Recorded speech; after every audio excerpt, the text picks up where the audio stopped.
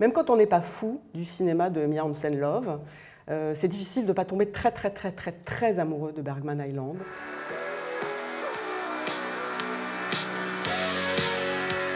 So you know this island? It's kind of special, right? It's the island of the director you and mommy like a lot. Bergman Island, qui a été présenté dimanche en compétition au Festival de Cannes, se déroule dans l'île de Fårö. J'espère que je l'ai bien prononcé, que je n'ai pas heurté la sensibilité de nos internautes suédois s'il y en a. On se trouve donc sur l'île chère à Bergman, où il avait fait construire une maison, où il a tourné de nombreux films. Et c'est un couple d'artistes qui vient travailler dans ces lieux hantés par la présence de l'immense cinéaste suédois. Ce couple, c'est Tim Roth, apparemment un auteur assez connu, qui n'a aucun problème à écrire.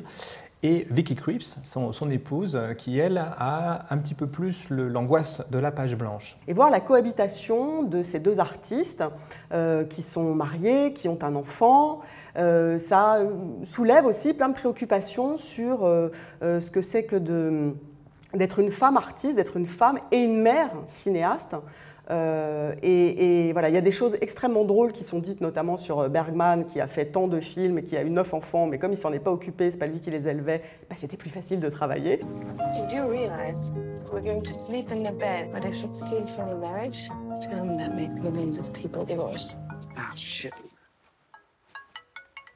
Sorry. Le film est très plaisant pendant cette première partie et jusqu'à ce qu'on se dise que ça, au bout d'un moment, on va peut-être un petit peu tourner en rond et c'est là que le film bascule dans complètement autre chose. Et tout à coup, ça prend une tournure, comment dire, assez très mélancolique sur une histoire d'amour impossible qui vous chavire véritablement. Il y a beaucoup de sensualité aussi dans ce film. I want to be with you. I never mentioned you to my girlfriend, but she's jealous of you.